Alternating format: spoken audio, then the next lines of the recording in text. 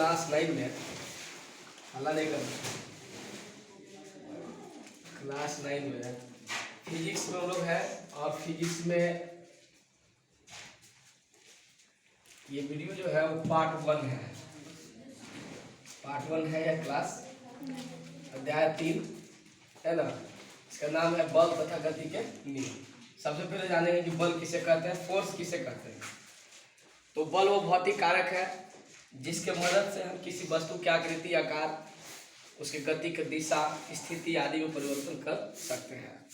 General में हम बोल सकते हैं कि बल एक प्रकार का धक्का या खिंचाव है।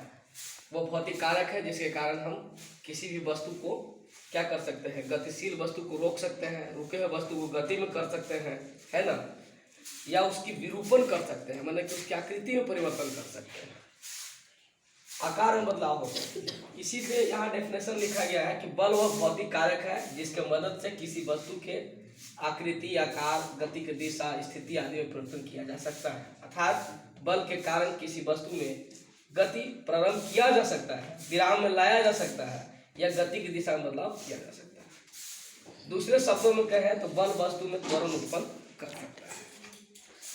त्वरण जब मैंने करें मतलब वो भौतिक कारक जो किसी वस्तु में त्वरण उत्पन्न कर दे उसको भी बल कहते हैं। ऐसे कह सकते हैं डेफिनेशन। हम कह सकते हैं कि बल या बलों के समूह किसी वस्तु पर लगकर 3 कार्य कर सकता है। पहला, किसी वस्तु के चाल में परिवर्तन कर सकता है। जैसा कि मैंने पहले बताया कि अगर कोई वस्तु मान ली कि चल रहा है धीरे धीरे, तो अगर हम उसको बल लगाएंगे तो स्पीड में हो सकता है, स्पीड में चल रहा है तो धीरे धीरे हो सकता है। किसी वस्तु की गति की दिशा में परिवर्तन किया जा सकता है। जैसे मान लें फुटबॉल आ रहा है पूरब से, उसको हम मार दिए तो पश्चिम की ओर जा सकता है, तो हमारे बल के कारण उसकी दिशा बदल सकती है। किसी वस्तु की आकृति बदल सकता है, मतलब उसका विरूपण हो सकता है। मैंने अगर बॉल है रबड़ का, उसको हम चापेंगे तो गोल से चपटा हो जाएगा, तो रूप उसका बदल सकता है। तो इस तरह से हम बल की परिभाषा देख लिए। अभी बल के बारे में कुछ और कंटेंट देखते हैं। इसमें क्या है कि बल में परिमाण और दिशा दोनों होता है, अर्थात बल एक सदिश राशि है। क्योंकि परिमाण, मैग्नीट्यूड जिसको कहते हैं, और डायरेक्शन दोनों होता है, तो वो राशि क्या होती है, सदिश राशि होती है। बल का एसआई मात्रा न्यूटन होता है, जबकि सीजीएस मात्रा डाइन होता है। बल को एफ से व्यक्त करते हैं, एफ से फोर्स होता है, जहाँ के सूत्र है कि ए बराबर ए में, मतलब बल बराबर द्रव्यमान होने के त्वरण होता है। और यह जो सूत्र है न्यूटन की गति के प्रथम नियम से मिलता है, अभी नीचे लिखे भी है।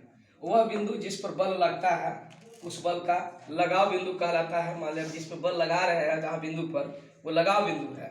बल की क्रिया रेखा क्या है वो भी समझ लीजिए। बल की क्रिया रेखा वह सरल रेखा है जिस पर बल विरामावस्था में पड़ी हुई वस्तु को गतिमान करता है, जबकि उस पर अन्य बल नहीं लग रहा है। मान यहाँ वस्तु है, विराम अवस्था में है ना, इसमें कोई बल लगाए तो ये क्रिया रेखा एक तरह से है कि यहाँ से ये क्या हो गया, आगे की ओर बढ़ जाएगा।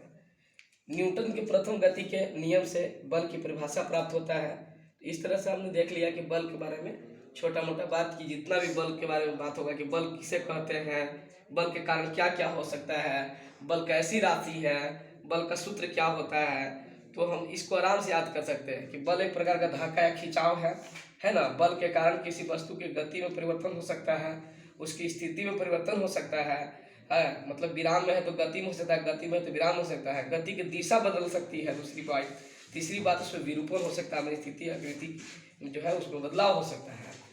और मैंने बताया कि बल में परिमाण और दिशा दोनों होता है। बल एक सदिश राशि है, बल का ऐसे मात्र न्यूटन होता है ना।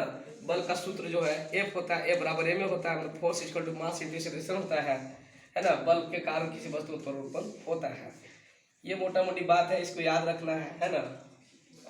बल की जो व्यंजक है ए बराबर ए में, वो न्यूटन के प्रथम गति के नियम से हमें प्राप्त होता है।